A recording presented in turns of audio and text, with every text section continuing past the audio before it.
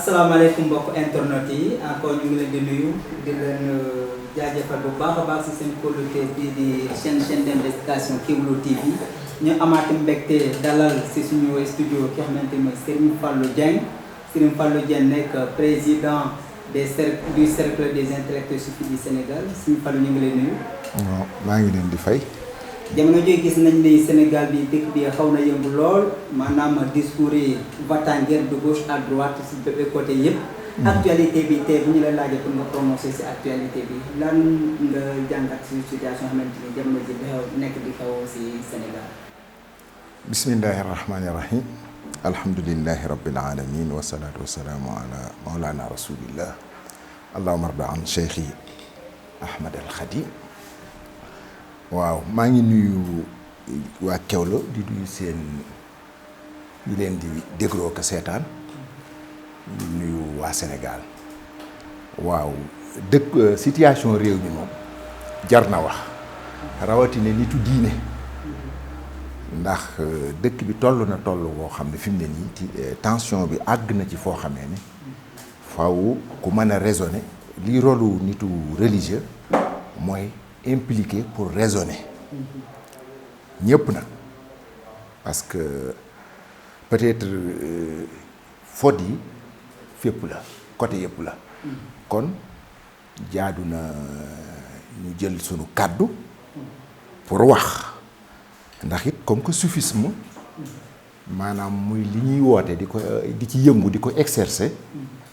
une voie d'humanité la dans la quête d'une pratique spirituelle de la religion voie d'humanité la boo xam ne dans la quête de la vraie pratique spirituelle loolu mooy soufisme te it responsabilité bu mu mën di doon mooy ñi nga xam ne réew mi waaye politique yi la ak traditionnalistes yi chefs coutumiers yi chefs religieux yi ñëpp dañoo am benn responsabilité boo xam ne seen responsabilité dafa impliqué ci ñoom ñetti mbir ñetti acte mooy vouloir savoir la vérité maanaam chercher la vérité oser la dire et veiller à sa stricte application c'est-à-dire nitu yàlla ak képp ku responsabilité képp kuy kilifa baatu kilifa rek ci laa yam diine traditionnel l'homme coutumière politique sociale tout li seen responsabilité mooy jéem a gëstu dëgg am fitu wax ko taxaw temit ci ñu jëfandikoo dëgg loolu mooy sunu rôle comme que bokk na ci nag wax dëgg yàlla wax dëgg ak jàppale dëgg pour ñu jàppale dëgg ndax dëgg dañ koy jàppale loolu mooy sunu rôle nitu yàlla ak rôle képp ku am responsabilité jàppale dëgg nag ci jamono jii ci sori gépp partialité faruñu fenn ku wax boo faradee fenn te bëgg a wax dëgg da nga wax ne nag wax dëgg yàlla da nga dénoncer cet emploi brutal de la force policière oui répression waaw ñi naa ñëw répression bi dafa ëpp ni ñuy jëfandikoo violence légale li ñu tuddee ñoom violence légale ak gendarmerie ak police vision bi ñu am nga xam ne une vision musclée de maintien de l'ordre kooku lu ñu war a seetaat la ndax dëgg ni ñu koy defee jamono yi baaxul ci république bi baaxul ci cohésion sociale bi mais baaxul ci harmonie et la cordialité communautaire et par conséquent képp koo xamee ne nekkal nga fi xeet wekk askan wi jaadu na nga yëkkati sa kàddu ngir wax ne nag ëpp na nii ñuy jëfandikoo doole ngir di réprimer ëpp na wax dëgg yàlla cette sinistre répression nga xam mënuñoo def lu dul qualifier ko nag d'exécution d'acte d'exécution extrajudiciaire parce que dee yi ñuy dee les décès la recrudescence des décès la fréquence et récurrence des décès dans les interrogatoires décès yi ñuy def ci interrogatoire yi ëpp na garde à vue yeeg yooyu nit ñi dee rek loolu wax dëgg yàlla ëpp na te bu yàggee duñ ko tudde lu dul nag persécution judiciaire lay daal di tudd. persécution judiciaire nag république nanguwu ko, droit nanguwu ko, droit de l'homme nanguwu ko, àq ak yelleef nanguwu ko, dara nanguwu ko. meurtre yi, arrestation arbitraire, longue détention ak acte de torture moom jot na nag ñuy wax Sénégal mu jeex fi. ndax wax dëgg arrestation arbitraire boo ko waxee. si ban anam nga koy waxee. waaw arrestation arbitraire yi mooy lan xam nga man duma dugg ci waa renseignement lañ am. ndax man dama am responsabilité du ma daaw a wax. waaye nag arrêté nit bàyyiwaat ko wàcc ko jam ñaajo mu dem c'est des arrestations arbitraires parce que arrestation bala nga koo def war nga ci am lu la leer nañ. waaye arrestation denc yi di arrêté ba pare di làmbaatu. kooku kay leer na kooku persécution judiciaire la boo xam ne qui ne dit pas son nom te loolu baaxul ndax li muy indi kii la te it jël benn communauté xam nga dafa am benn entente boo xam ne daa am ci entité yi nga xam ne ñoo constitué la communauté nationale. entité yooyu mooy ñu ngi dund ci harmonie. ñuy sunu nag lu Sénégal am lu yàgg lu ñu yàgg nawe. buñ ko yàq waaw buñ ñu góorgóorlu ba buñ ko yàq. maanaam discours yoo xamante ni. waxuma discours de haine yooyu léeg-léeg nga déglu ko de part et d'autre. par-ci par-là mais maanaam xeet jël benn xeet ciblé ko. kooku baaxul. di jàpp benn xeet walla benn raison maanaam jàpp benn gox rek ngay jàpp ñu bokk ci ñooñu. bu yàggee da ngay def luy nuru nettoyage ethnique. yooyu nag yaay fexe ba lu dëkk bi jafe-jafe ak yu affaire yi xóot yow état. kenn du la pousser à l'erreur. waaw moo tax ñu ngi laa woo état bi malgré nag pression bi mu am ak tension bi ni muy monter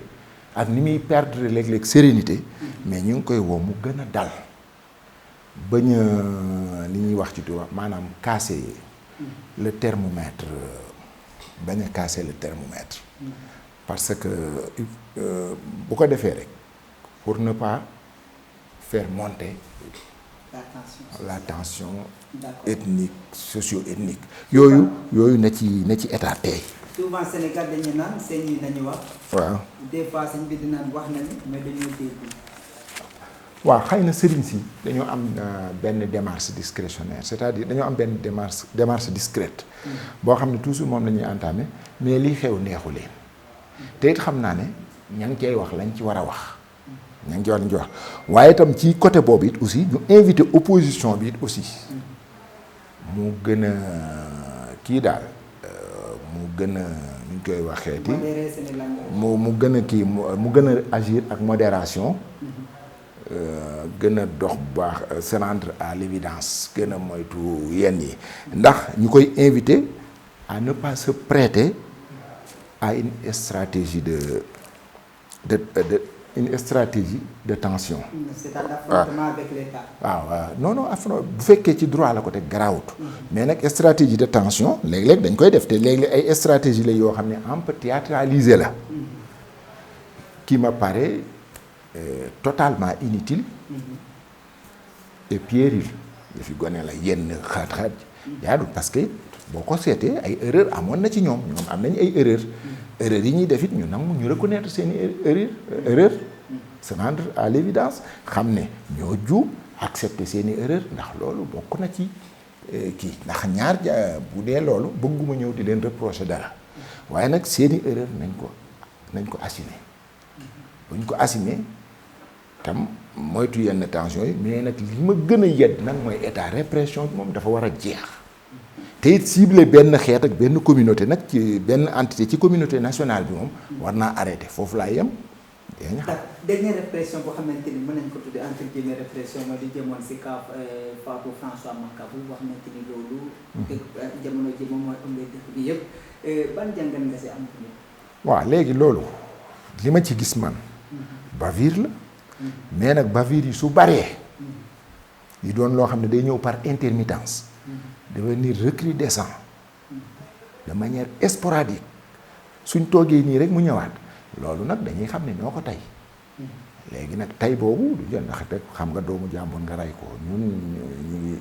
le cercle s'incline devant sa mémoire rend un hommage ému ci moom ba pare di jaale ay waa këram ba pare di ñaan état bi mu leeral affaire yi mais daal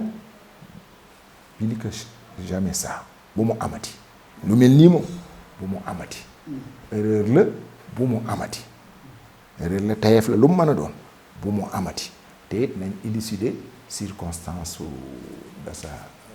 circonstance de sa mort. est-ce que jamono ji am nga espoir ni que justice bi dina dem ba mu jeex si mbiru booy lu jëm ci Fatou François Mancabou bu ñu fàttali ni am na yeneen cas yu xamante ne amoon na fi mais ba léegi finalement kenn waxu ko si. xam nga justice bi moom alxuraan sax gis nga balance de Timis bi ñuy wax. ci alxuraan la njëkk a ñëwee mooy misaan. suratu Rahman rek ñëw na ci 3 fois. gis nga misaan muy balance de Timis boobu yàlla sax dafa bi mu ko indee da koo corollaire ak yërmande clémence ndax suratu clémence suru yërmande ci la yàlla indi balance boobu 3 fois. ñëw na ci yeneen mais ni mu dajee ci Rahman dajewu ko ci beneen ndax ñëw na ci 3 fois mooy balance de Timis boobu donc kon justice balaa dëgg am justice am te balaa jàmm am paix tam justice am kon nag di rey ay doomu jàmbur rek yooyu moom du lu ñuy mën a nangu dégg nga te bu yàggee dañ ciy xool nag nettoyage ethnique ak yeneen ba tax na loolu moom ñu ngi koy naqarlu lu metti la lu tiis la lu metti la ci xeet wi ndax xeet wi benn jëmm la lu ci metti la mais lii bu mu amati waaw bu mu amati justice nag na seetaat boppam parce que mi ngi perdre balance am ndax benn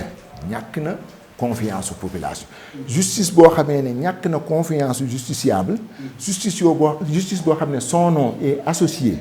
à toute épithète à tous les épithètes malsonnantes tous les mots qualificatifs dégradants lépp lu ñu jëkk yàq justice boobu war naa xoolaat boppam justice boo xam ne buy waxee day mel ne kuy raconter histoire war naa seetaat boppam ndax nag justice moo yore aw xeet te justice nag bu ñu demee ba confiance amatu ci justice bi dañuy jëfal suñu bopp te it nag le gouvernement bi xam ne dana xool jàngaat yu raison bi li fi xew xool Mali bu baax xool Guinée Bissau jàngat ko xam ne nag war naa renforcer crédibilité justice bi ba surtout les justiciables am confiance ci seen justice loolu nag ay léeba ki caaxaan du ko waral doole it saxut waaw loolu ci côté boobu daal loolu laa ciy wax. d'accord ban mooy nekk sa kàddu gu mujj ginnaaw ñu ngi terminé émission. sama kàddu gu mujj mooy ñaan jàmm ci réew mi. ñaanal kilifa diine yi ñu am jàmm ñaanal sama sëriñ sëñ Muntaxa yàlla may ko jàmm ak salaam ak aafiya ak fanu gudd ak tawféex ci li mu bëgg ba yàlla defal ko ci tawféex waaye tey wax gouvernement bi nañ def très attention waaw ndax réew mi fi mu ne kii na mi ngi tànge waaw mi ngi tànge mi ngi chancelé léegi nag na gouvernement bi def ndànk mais itam aussi leader de l'opposition nañ def ndànk nañ bàyyi benn fugg bi bàyyi benn ngandelu bi te am bëgg réew mi te ñoom it nag li ñuy woote waaye du yoo da koy nuroo nag da koy nuru léegi-léegi ni ñuy appeler état bi pour ñu leeral yenn yi ci transparence ñoom it ñu xam ne waaye du yoo rek da koy nuru muy sëriñ bi muy ñëpp nag maanaam Ousmane Sonko diggante waxtaan yi mu def ak Imbalo général Imbalo Sissoko leeralu ko te ku ne nit ñi sax ñu ci gis ay angle Macky Sall ak yu kenn xamul waaye man li ma ciy gis gën naa sori loolu ndax am na France Afrique am na benn fratrie boo xam ne 4 personnes la taaw yi ñooy Denis Sassou Nguesso Alassane Ouattara président Sall ak nu mu tuddati ak Mballo su ma ko doon kiyel su ma ko doon décrire dama naan mooy le garçon cadet moom la ñuy yebal ndax moom lañ doon yebal muy dem Mali discuter kon su jékki-jékkee discuter ak Ousmane Sonko am na intérêt ci kuy wax dig ñi kii dig àdduna si moo émerveillé waaw moo émerveillé di dig Sénégalais yi lu ne ñu jeunesse bi am ci moom yaakaar kon pour wan te muy wane ne moom rien ne sera plus comme avant day traité lépp ak transparence kon ñuy soxla nañ lam discussion yam am ak Mballo mu leeral ko Sénégalais yi te jusqu'à présent leeralagu ko te ñu ngi koy xaar foofu waaw loolu daal mooy sama maa ngi ñaan ci réew mi jàmm di leen ñaanal ñoom ñëpp nag succès que le meilleur gagne. président association des cercle des suivis du Sénégal voilà ñu ngi lay jaajëfal bu baax a baax ci sa intervention ci Kéwoulo TV. Merci beaucoup.